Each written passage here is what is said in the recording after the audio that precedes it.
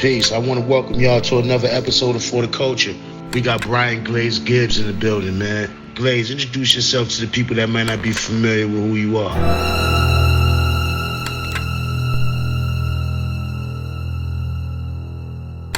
I, Brian Glaze Gibbs, I was born in Brooklyn, New York.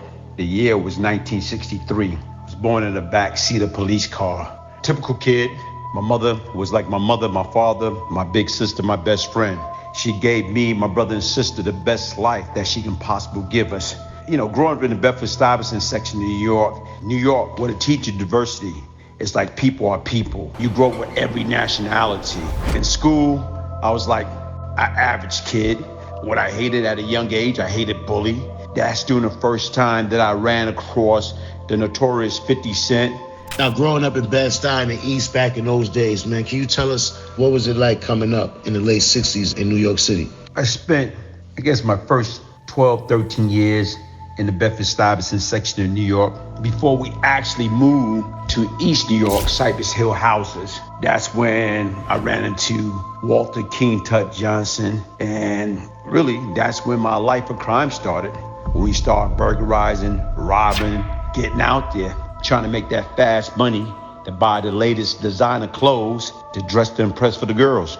Growing up in New York City in like the late 60s, early 70s, it was totally different, man. It's like it was peaceful. When you grew up in Bedford-Stuyvesant, you walking down these blocks and you see these apartment buildings. It was like, brownstone, and you see guys, ladies, like, nodding out in the street. But they wasn't nodding out just to be nodding out because they was tired. They was nodding out because they was high on heroin. Heroin. This is part of a $12.5 million illegal consignment seized earlier this month by the New York police. Enough to feed the habits of all the city's drug addicts for several weeks. Over 20% of all drug deaths in New York last year were minors. And new users are turning up every week in high schools, on factory floors, and among the legions of dropouts in the hippie subculture. When I see the impact that the drugs had on people and the damage that it did to man, woman, family, I was like a strong opponent against drugs. That's why I didn't get high. That's why I was kind of hesitant. And it took me a long time before I actually got into the drug game. Growing up in the East, Glaze, was there tension between the different PJs back then? Like, for example, say Cypress Hill projects and Pink houses and Linden houses and, the boulevards, Linden Plaza, the Bammers, Tilden. Was there any drama between those different projects back then? It was like always beef between Plaza, Cypress versus Pink houses. I can remember like certain incident, whereas like when Plaza come through back then, prior to those guys that came along from Crown Heights, like Kenduno guys or his brothers, back then, Shabay, El Shabay, Raheem, those guys, ran Plaza. 7 to 10 years older than us. And when they came through, they meant business. Anytime we knew Bay and them was coming through, guess what the hell we did? If we could, we got the hell out the way before they got there. Because basically right now, they was on some real serious gunplay. They didn't play around. At what age did you really start making your bones? And as far as I say making your bones is venturing out of East New York, because we know Brooklyn is a big place. Once I grew up like in Bed-Stuy and moved from Bed-Stuy to East New York, guess what? I always went back and forth to Bed-Stuy. Like we used to go to church in Bed-Stuy, so we used to come back and commute.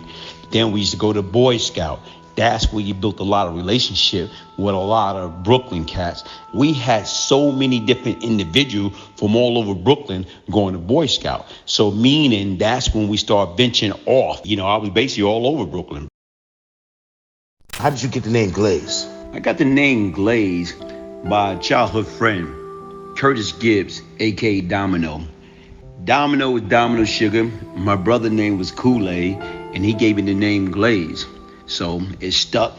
That going back to 1977, 78. Domino was like one of my best friends. Here it is, go back to from the time I moved to Cypress, 75, and till the time he died. He died in 1983.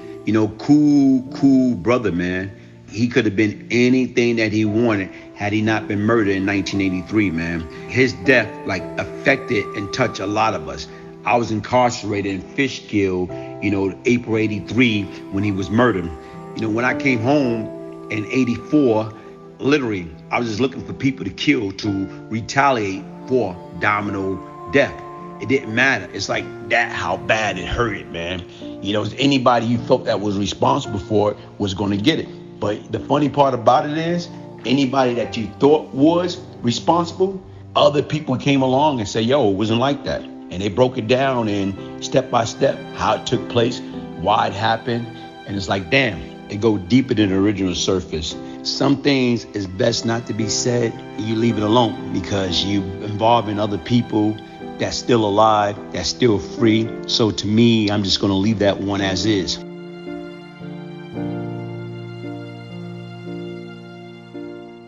Glaze, I wanted to ask you, man, what was the Nut Hut? The Nut Hut, it was a front. It was like a setup like a game room where kids from the neighborhood would come and play Pac-Man, the pinball machine. They got the pool table, you name it.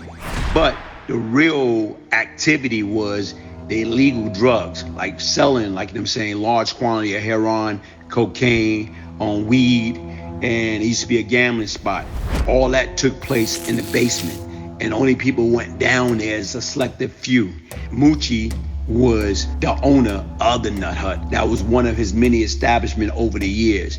And me and Domino used to hang out there when we was kids. Like I say, used to have a lot of fun, a lot of memories, a lot of shit used to happen in the Nut Hut. I can remember one time when Moochie kicked us all out, even me and Domino, and made us go home.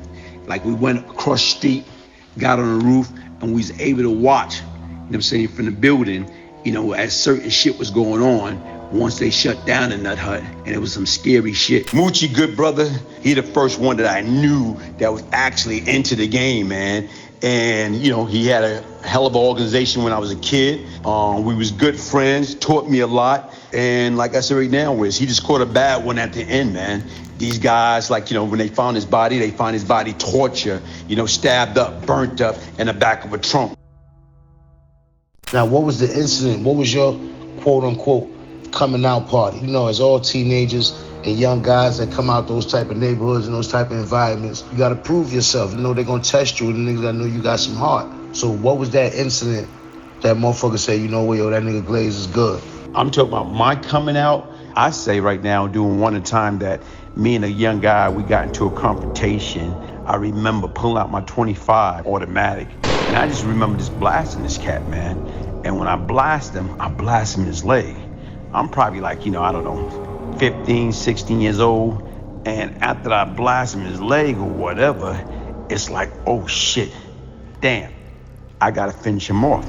When I went after him to finish him off, because he ran, too many people was already around. And that's when they start calling the ambulance. I can't really say when was my coming out. Once you start committing crime at 14, 15 years old, you're already out. We spoke about a race riot that happened in 1983, Fishkill Correctional Facility. Give us a little bit of detail on that situation and how'd you wind up getting involved in that riot? When I was in Fishkill in 1983, I was 19 years old, and a race riot broke out. It stemmed from my man Tank, him and this cat, Panama, had a fight on the K unit in the 21A building. Tank wound up whipping Panama ass. And the tension was already there between the black and the Hispanic.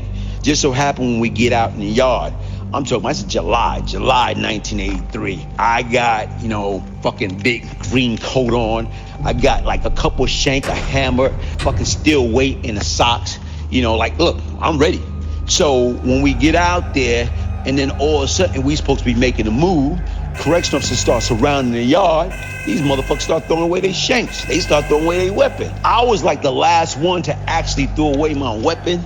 And with that being said, some of the guys from the opposition, the Hispanic guy, they seen that, damn, Glaze was with it. A couple of days later, more or less right now, everything settled down, these cats tried to get me. I wound up catching the main one, Panama, and 21A mess hall, dishing area, and I wound up stabbing the shit out of them. Caught 150 days, lost a good time, 150 days in the box, and a brand new court case. Now, Glaze, what year would you say that the A-Team really started making noise? And I used to always hear about some cats called the A-Team. I started hearing about the A-Team when I was away. So I say about 1983. When I came home in 1984, they was already up and running. The main individual at the time, you got like a lot of old timer. They was brothers, you know, and these cats was like about their business. And to me, like they got together and formed the A-Team to prevent, like you got wild Jamaicans or other nationality that was out there like doing shit and tearing up shit and making noise. So they got together to prevent that from happening. And at one point in time, it's like motherfucker fear the A-Team. We couldn't walk on a certain side of the project because it's off limit. But I used to go over there anyway because like back then I didn't really care. It's like I had a death wish and didn't even know it. Now you were good friends with Walter King Tut Johnson, who Tupac referenced on his song Against All Odds. Can you tell us a little bit more about King Tut and the relationship that you guys had? When I first met Walter King Tut Johnson, it was back in 1975 to 76. When I first met him, he used to like to be into karate. Him, his little brother Tyrone. And just so happened as time went on, he started learning how to box at the PLA, Police Athletic League. And when Tut learned how to box, you couldn't tell him nothing. I can tell you a story as kids.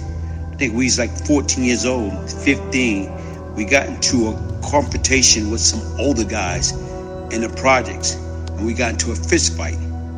These guys was literally beating us up. I can remember saying to Tut, let's get them. I pull out my gun, and he pull out his, and I start shooting at them. And I noticed he was shooting up in the air. He would fight you, he would knock you out, but he would not, kill anyone. That's what I remember about my childhood friend, Walter King Tut Johnson. Now, Glaze, another thing I wanted to ask you is there's numerous pictures floating around on the internet with you and a guy named LD. Can you explain to the people who LD was? LD is Lanny Diller. I met Lanny Diller back in like 75 when I moved to Cypress. L, a couple years older than us, great guy, great personality, and he never did a bid. When all of us was like, becoming criminal-minded adolescent, L went to the military. And I can remember being outside, and we used to always talk. He said, man, when y'all cats go upstate New York to do y'all bid, y'all gonna have a hell of a crew. The cat from the neighborhood is gonna be up there.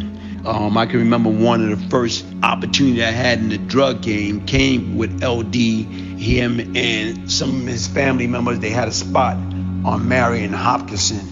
And Marion Hopkinson was like a gold mine, man. So even when he put me down with that spot, I had to leave because all money is not good money, man. What the sense of you making money, then you had to go after or go at it with people that you grew up with over money. Now, Glaze, how did LD die, man? And where was you at when you got that news? And how did you feel when you heard it? LD was murdered.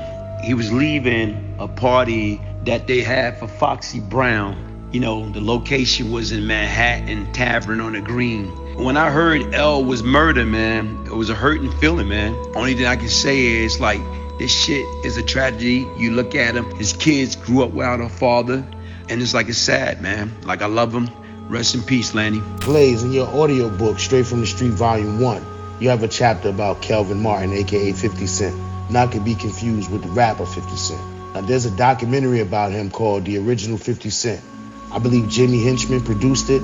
Have you seen it, and how truthful is that documentary? Yeah, I saw that documentary on The Original 50 Cent, Kelvin Martin. Like anything, it's like some of this shit in there is true. Some of this shit in there, I think, is over-exaggerated. And some of this shit is bullshit. It's like, who knows, man? Like, only thing I can speak about is my personal relationship and my dealing with him. All that extra stuff, I can't speak about shit I don't know. Was he out there doing a lot of crazy shit? Yeah, he was. Was he out there busting his gun, robbing people? Yes, he was. Was he out there and a lot of people was afraid of little 50 Cent? Yes, they was. It's like right now is he just had that vibe and that sassiness, that aggressive about himself that, I don't know, I think probably from the day he was born. He was born with a death wish. He just didn't care. He just didn't give a fuck. You know, and that's why I guess he came with this slogan. He was going to get rich or die trying. Everybody's familiar with your relationship with Cat, a.k.a. Fat Cat Nichols. And everybody is also familiar with your relationship with Pappy. But how did you guys meet? And where did it all start for you, Pappy, and Cat, as far as you guys having a relationship and building a bond? I met Pappy in Queens back in like October 85. And then we both wound up catching a murder case, and we ran back into each other in the Brooklyn house in 86. Basically, like, you know, everybody, when they talk about Pappy, they talk about me, especially when we was incarcerated, and we was like tearing shit up. Cat heard my name, you know, knew about me through Pappy and other people, and that's how I met Cat when I went to HDM. And we just established a bond and built a friendship, and the rest was history. So it's like a lot of street guys, when we all met up, was back in jail. If you're a juvenile, back in Spofford, back on Rikers Island, or back up north doing the bid. How essential was Pappy Mason to Fat Cat's empire? Do you feel Fat Cat would have gotten as big as he did without Pappy by his side? Pappy was a very huge player in Cat organization. He gave it the extra force, muscle, everything that it was needed. Would Cat have got as big as he got without Pappy? Yes. Cat was the man. Cat was like the biggest player at the time on the East Coast border. So he did it, and he would have done it with Pappy or without Pappy, but not with the brute force. Pappy brought a whole totally different dimension, like a whole totally different, you know, force. But when you sit back and think about it, if it wasn't for Pappy, you know, Cat organization would have lasted a lot longer. Now, Glaze, you formed Eminem, which stood for Money and Murder. Which year did you guys form, and who came up with the name Money and Murder? Eminem, Money and Murder. That organization, that group of minds was formed in 87 after I was acquitted, and I came up with the name. I felt it was suitable at the time, and that was our objective. Eminem, make money, and anybody that got in our way, we eliminate them. Can you tell the viewers about the Round Table Rings? What were they, and who were the members of the Round Table, and what was the purpose of the Round Table? Cat founded the Round Table and gave out the Round Table ring to him, myself, Pappy, Preem, Prince, and Bug Out. The Round Table was established right after his wife being kidnapped and the home invasion of one of his girls. When Rondu and those guys attacked and King Allah kidnapped his wife. And the reason why he established that, because he just wanted all of us to be on the same page, meaning everybody grouped from his crew, Pappy crew, Preem, Prince, the Supreme Team, Bug, myself, all of us was one. Whether we was in the street, whether we was incarcerated, it's like before anybody can, you know, enter in that circle or attempt to cause any harm to our immediate family, our crew members, guess what? We nip it in the bud. We take care of the problem before it become a problem. Like, had we all been established from day one, a lot of shit wouldn't have happened.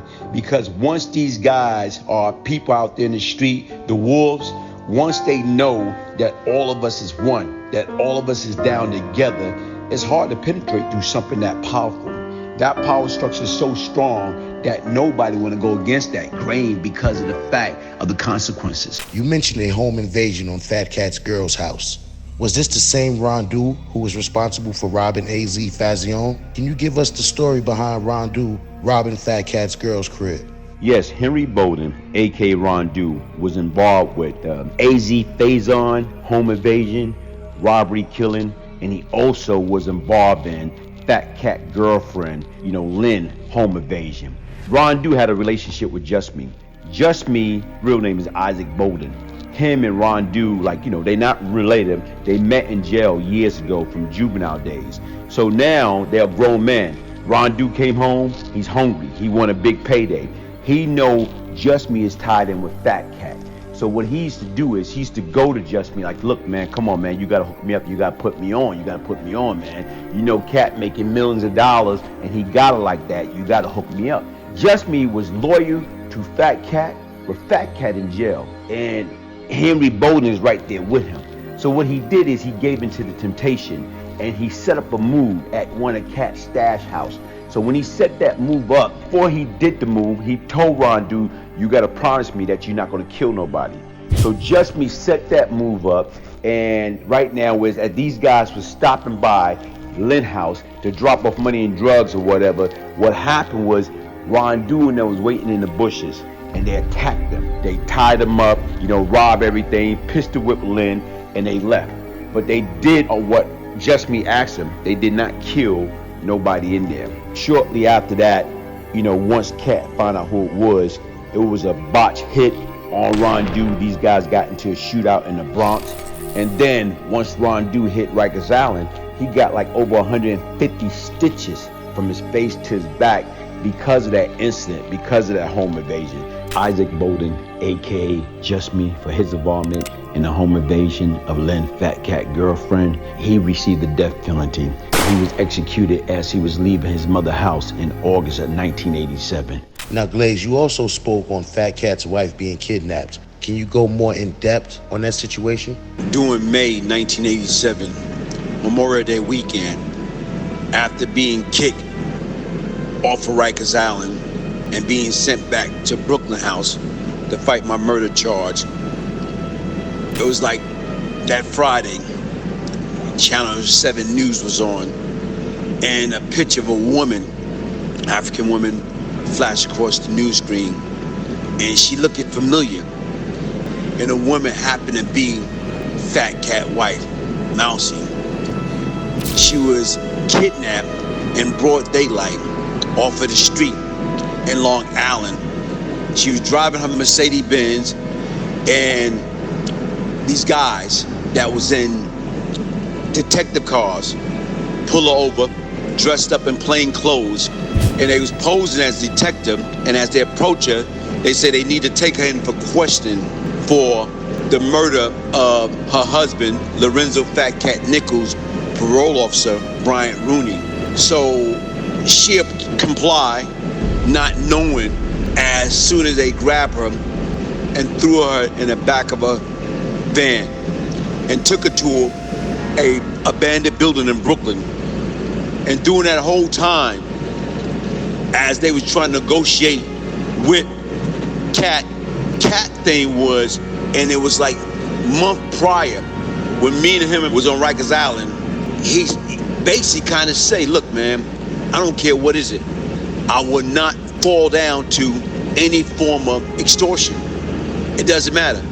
I would not fall victim to that. So here it is, these guys 7 months later kidnapped his wife.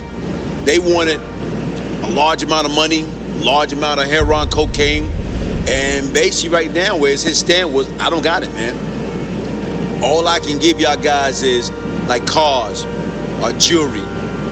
I don't have, no money or no drug to give you. It was Mousy parents that came up with 70,000 cash that paid the kidnapper.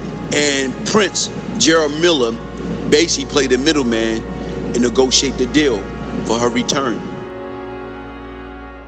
In February of 1988, a cop was murdered by the name of Edward Burns. The chain reaction that Edward Burns' murder started had a ripple effect that rippled all the way across the country. George Herbert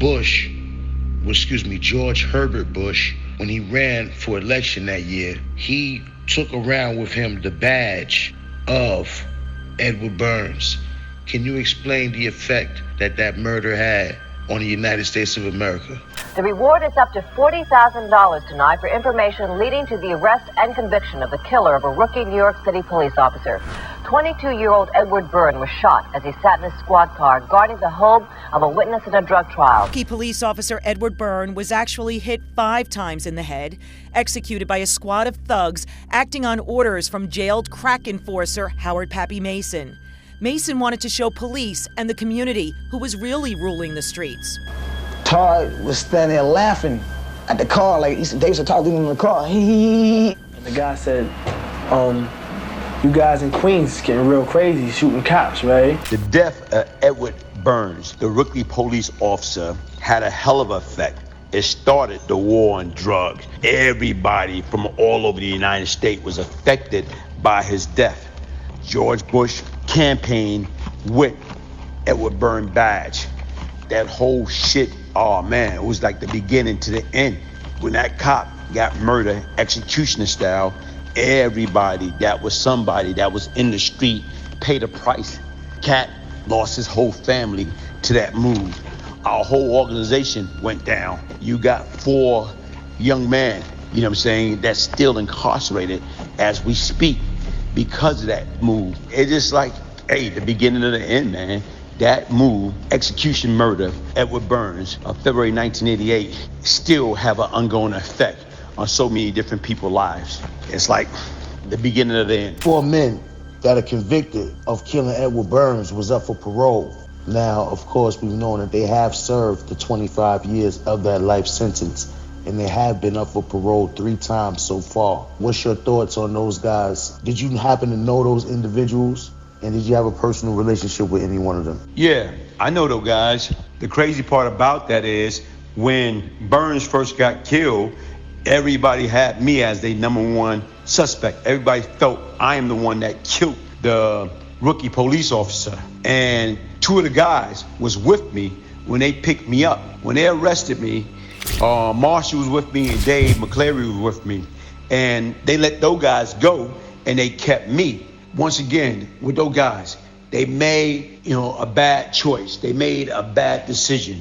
If they had a chance to do it all over again, they wouldn't have done that. Do they deserve a second chance? Yes. Okay, I understand the judge threw the book at them. That was the judge's job. They going to throw the book at you, for a crime. You killed the rookie police officer, 22 years old. He haven't even started to live. 30 years later, what should happen with those individual, man? Everybody deserves a second chance. A lot of people probably don't agree with it, but guess what? I bet you any amount of money, those individuals have changed. They are grown men. They regret, they are remorseful, and they deserve a second chance. Do you think the murdering of the parole officer Brian Rooney was the nail in the coffin for Fat Cat's organization? Or do you think the nail in the coffin was the Eddie Byrne's killing? The nail in the coffin wasn't Brian Rooney murder, the parole officer, Fat Cat parole officer. What a lot of people don't understand, even with Brian Rooney, Cat got mad when his parole officer violated him. Why Cat got mad? Because he was on his high horse. He felt he should not have been violated. But, when you're a criminal and you're on parole or probation and you get violated by your parole officer or your probation officer for them doing their job, it's nothing personal, man. That's just a business. That's their job. That's what they get paid to do. So to me, he got pissed. He never told anyone to kill, Brian Rooney. His thing is he just told them to bust him up. But when you sit back and you analyze it, how in the hell you can tell some guys go bust up a parole officer? And this guy is legally carry a gun, man. He go to the range. He's an expert shooter. So to me, you setting these guys up for what? For them to get murdered? So of course, what these guys did when they went after him, they shot first. The shit that destroyed and brought our organization down was Edward Byrne.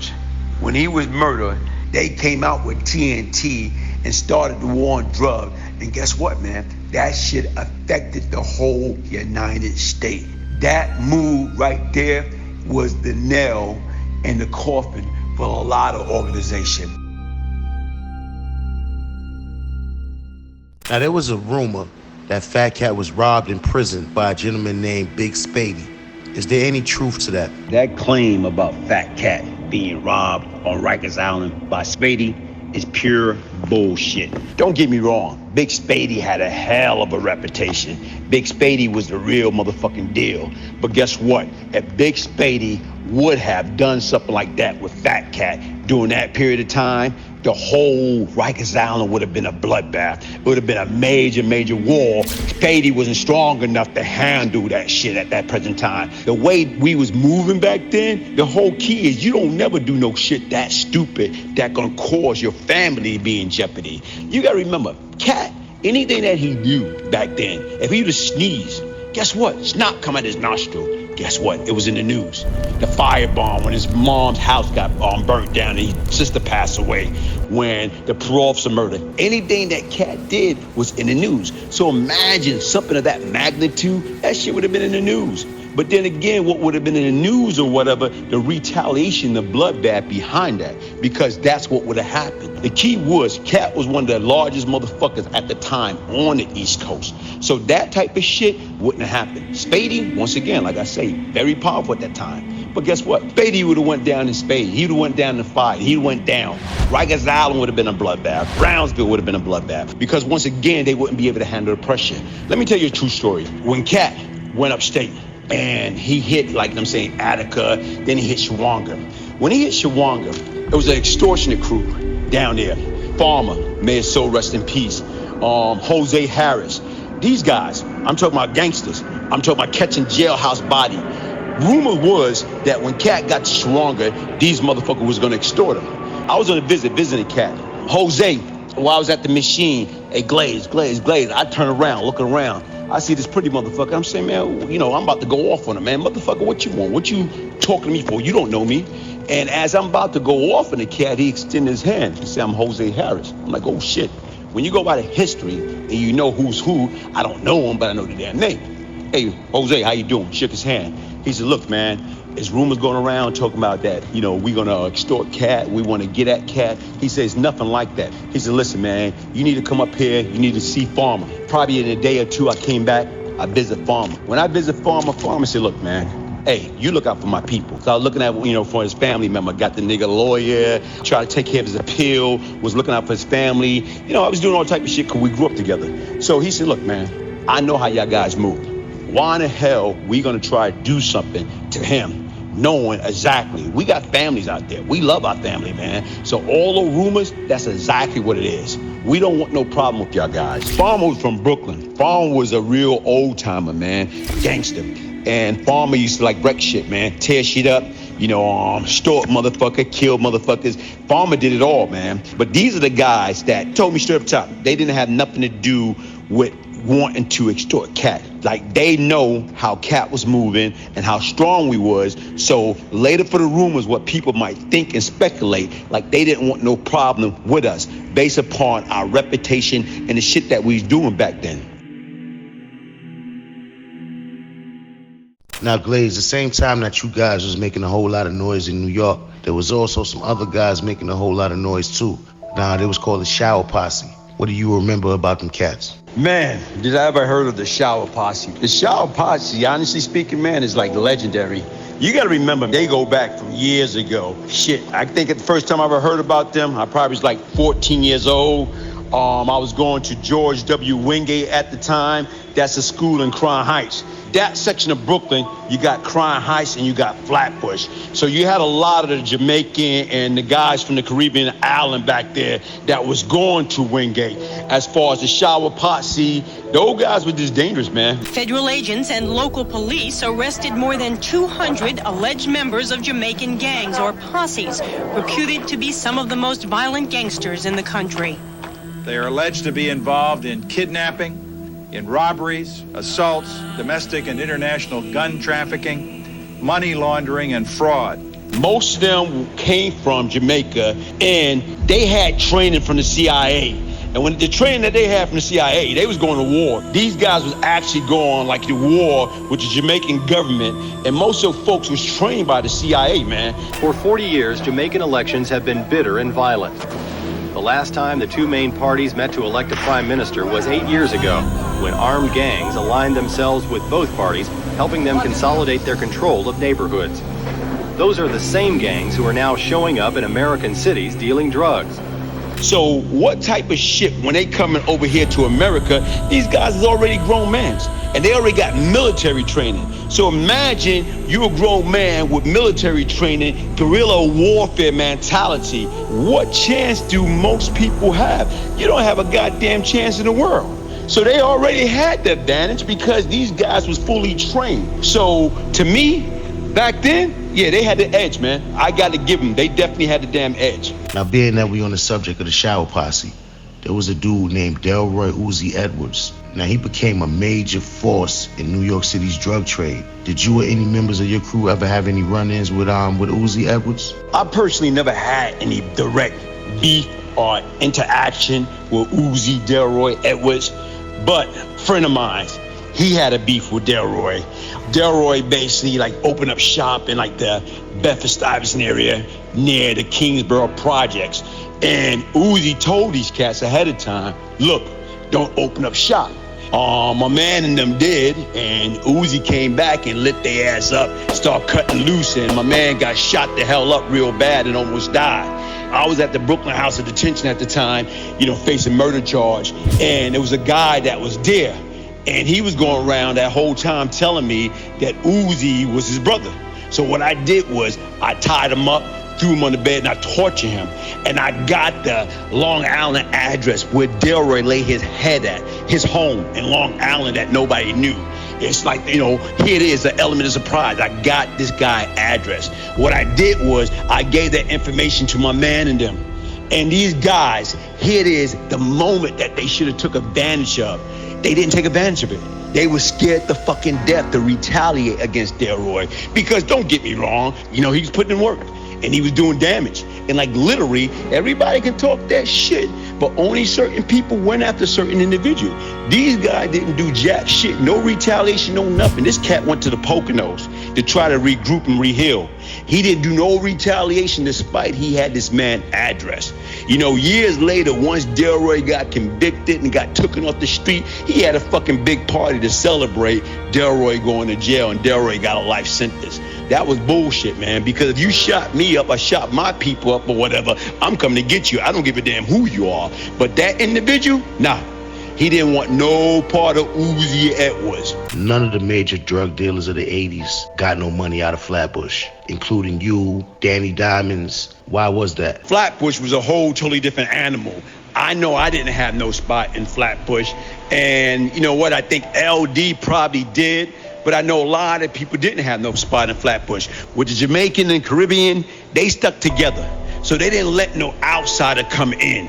So only way you gonna come in if you inherit that spot, or you got people that bring you in and putting you down. Officials say the posses are responsible for 1,400 drug-related homicides in recent years and control 40% of the crack cocaine market in the country.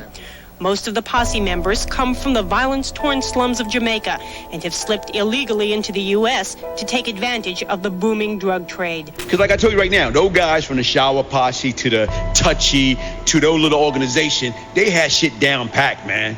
And these guys was basically like trained killers. So unless you was ready for a major war, nah.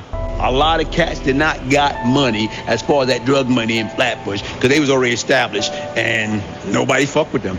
But then again, it was enough shit to go around that, guess what? You didn't have to. Now, there was also a guy from Marcy that had a lot of influence in the neighborhood. A lot of guys like Jay-Z and all those guys looked up to him. I think his name was Danny D. Did you have any interactions with him as well? I personally didn't know Danny Diamond. I know people that he used to be close to, people that he used to get a supply from, but my personal interaction with him, I didn't have any. But my source from the people that he used to get his shit from, he was the real deal, man. Like a lot of people love him, care for him, respect him.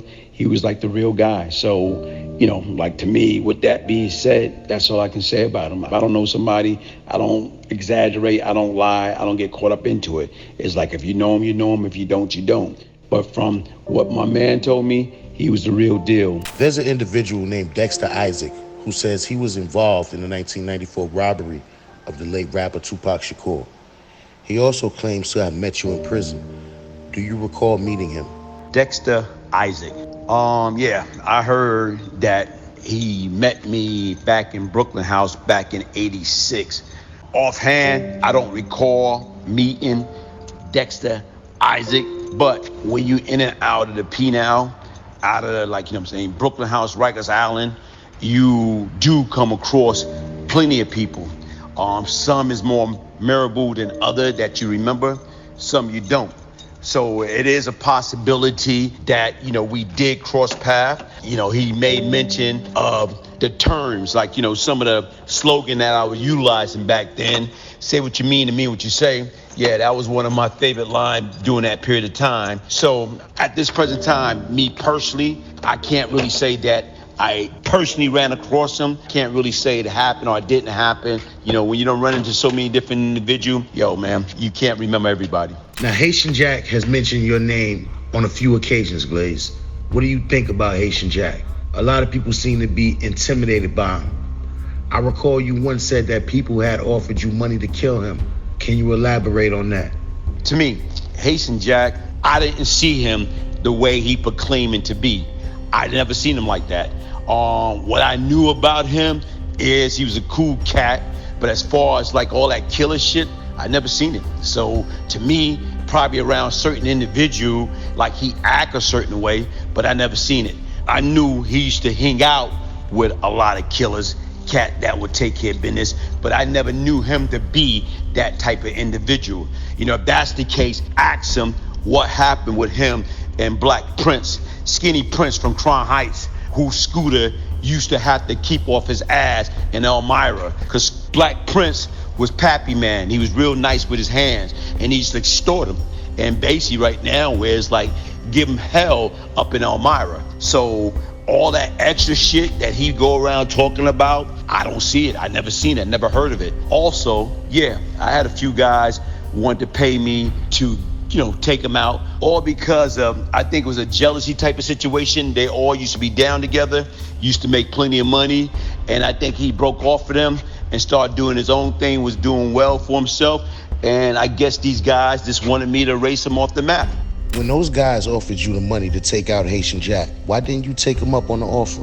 When Black Jack and Little Inch offered me the money to take out Haitian Jack, the reason why I didn't take them up on their offer, because all money is not good money. During that period of time, I'm making $40,000 a day. I'm doing good for myself. So based upon my reputation, these guys knew I was known for getting busy and taking care of problems. So I don't know what was the beef between, you know, Black Jack, Inch, and Haitian Jack. I didn't know what was the beef at the time. I just know they tell me they'll give me anything in the world to take this cat out. And to me, like I say, I never had no beef with Jack. And like I say right now is, guess what? You know, desperate people do desperate things. When you're making $40,000 a day, you're not desperate. So to me, if I was down on my luck, then Jack would have been free lunch. He would have been taken out with no problem. Now, Glaze, you made mention of a guy named Sty. Can you tell the people who Sty was? My man Sty, Junior Wilson. Junior Wilson, may his soul rest in peace. We used to call him Killa Do. He was one of the original member of Eminem, Money and Murder. My little brother, man, I love him to death. You talking about heart as pure as gold and have more balls than anyone I know. You name it, he did it or whatever. It was different shit that, you know, hey, that was my little brother, man. It's nothing that I wouldn't have done for him, he wouldn't have done for me. It's like literally, man, when I caught the Fed case, man, what he tried to do is, when they picked me up in South Carolina, he like this, look, man, I'm gonna come and get you, like later for the bullshit, and I'm coming to get you out of there or whatever. That's the dedication that he had, that he wanted to come and get me. But to me, you know what, being a good leader, being a good teacher, nah, it was over. I couldn't let nobody sacrifice their life coming to get me and get murdered in the process. But like I told you right now, man, that brother, unbelievable. He wound up getting killed. When that shit happened, that devastated me, man. These guys killed them, robbed them, and like I said right now, man, that shit just was devastating. You know, that, my little brother, that shit just bring about a lot of pain and suffering, man.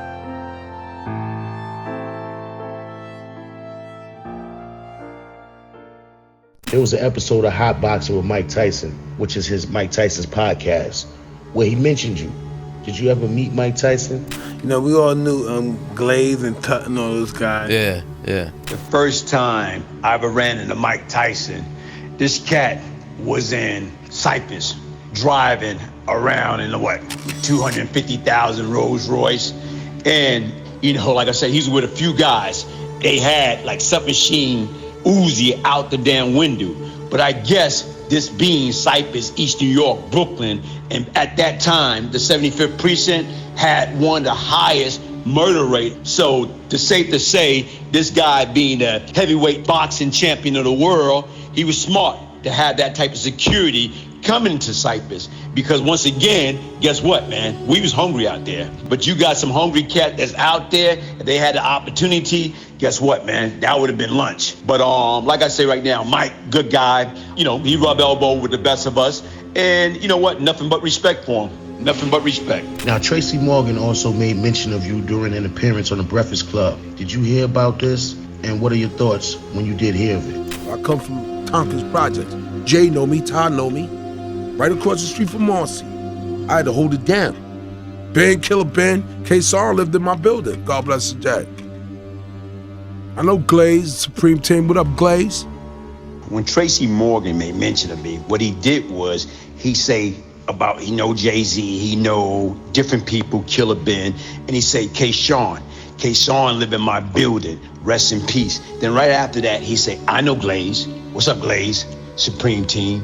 The part what everybody failed to realize is when K-Sean and his girlfriend was murdered, they try to say that me and the Eminem crew is the one that took care of K-Sean back then in the Tompkins project. Because back then we all was beefing and they was responsible for throwing a firebomb into Fat Cat mother house, and plus they were responsible for killing my man Wood. So back then, during that period of time, there was a lot of shit going on, and automatically everybody just assumed when K-Sean and his girlfriend was murdered that I, Brian Glaze Gibbs, and the Eminem crew was the one that took care of them, that murdered them that day in Tompkins Projects, in that building that him and Tracy Morgan grew up in.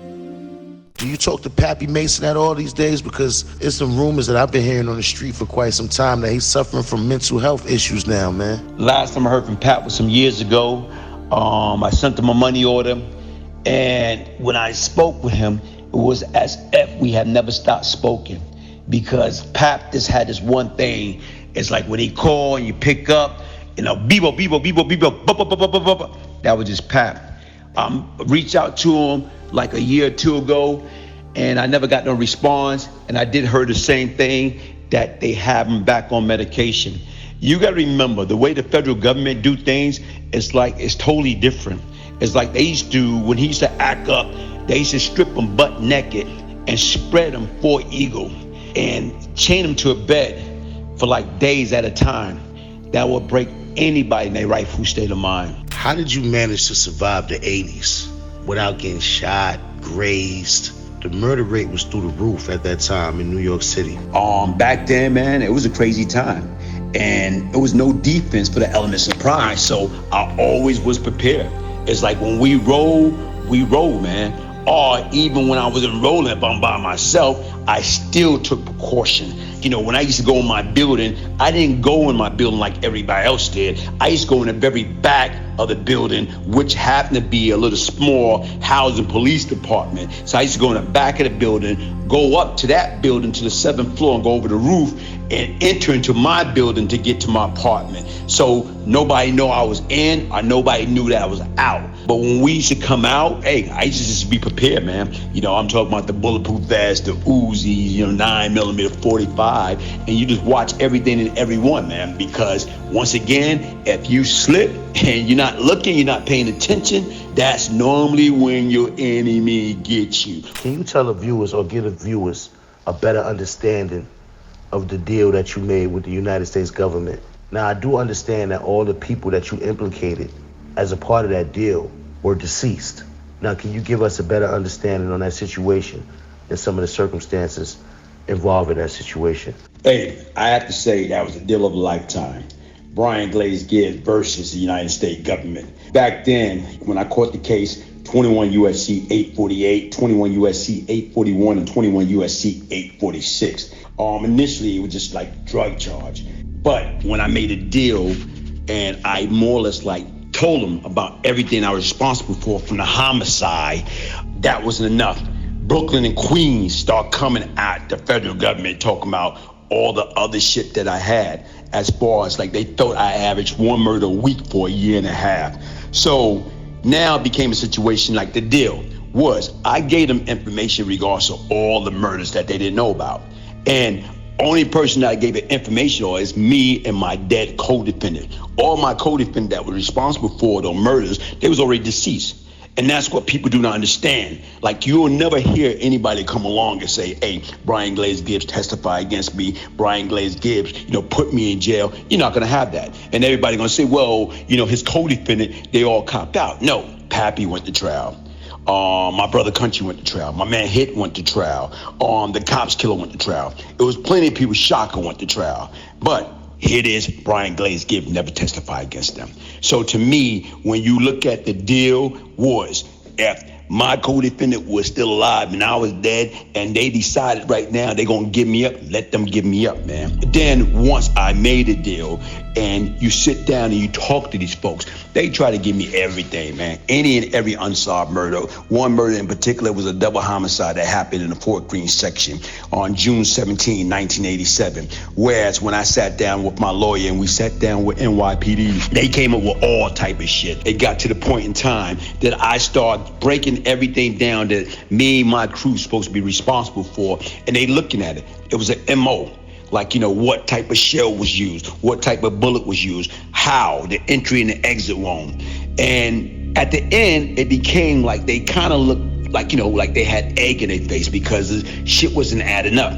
Then it came, well, why don't you just tell us all the murders that you did? The only person know about it is you and the actual victim. So Glaze, what you're saying to the people is that there's no one out there, there's no one that will come out the woodworks, there's no one that can say Glaze got on the stand and put me in jail. If it was somebody that's out there that could have said that I got up on the stand, guess what, man? That shit would have been out there so damn fast. The key is nobody alive that will ever say that, guess what? Brian Glaze Gibbs testified against me. Brian Glaze Gibbs got on the stand on me. Brian Glaze Gibbs put me in prison. That didn't happen. The key is, what you guys sit back and remember, man, it's like these folks was not going to use me in the first place.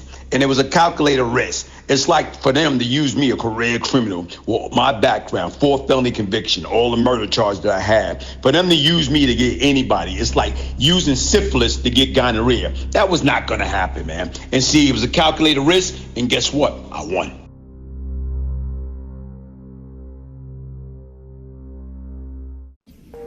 Mom, I'm sorry. I'm sorry for all the pain that I caused you. Sorry that I was not able to pay my last respect to you because I was incarcerated. A week from today would be 28 years that I lost you. It would be 28 years that I got that bad news that you was gone. That my best friend, my big sister, my mother, my father was gone. Like, what was I going to do at that present time? How was I going to continue in life? I can always remember you telling me, that you're not always going to be here. And I can remember my response have always been, Mom, what I'm going to do without you. And you told me, you say, son, listen, you're going to do what I did when I lost my mother. God will give you the strength to carry on. And you're right. Each and every day, God did give me the strength to carry on. But it's been very difficult. It's been very difficult. Since I've been out, I have not got back into trouble. I have not, pick up a brick, throw it at the prison wall for absolutely nothing. I refuse to allow your teaching and upbringing to continue to be in vain. I love you, Mom. I miss you. I miss you daily. And, at times I feel because my actions, everything that I have done in my life, I feel caused your early death. You died at 52. I'm talking about you just retired. Then next thing you know, you retired December 91 and you passed away February 9th, 1992. Not even a full 2 months and you was gone. How did I feel? Like, to me, I felt guilty.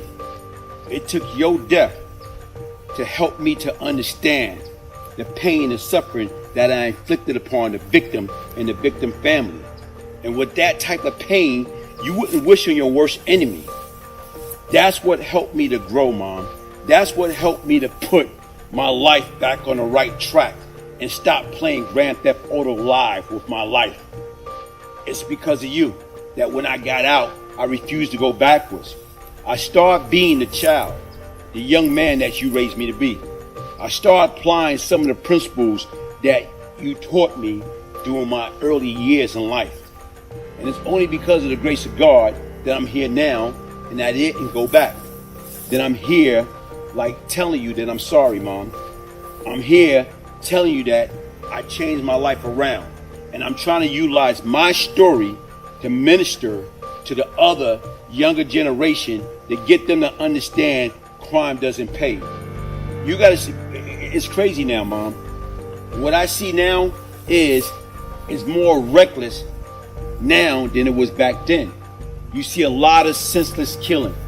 You see these kids like picking up the gun and they killing one another for what? Don't get me wrong. At times I feel like a hypocrite because I used to be the problem. Now I'm seeking to be part of the solution to that problem. Now I'm seeking to minister my story, getting these guys to understand that I was fronting, that I want to be down, I want to be cool. But in all honesty, that was me. All the stuff that I did and the person that I become, I knew right from wrong. But I still became that lost sheep and went astray.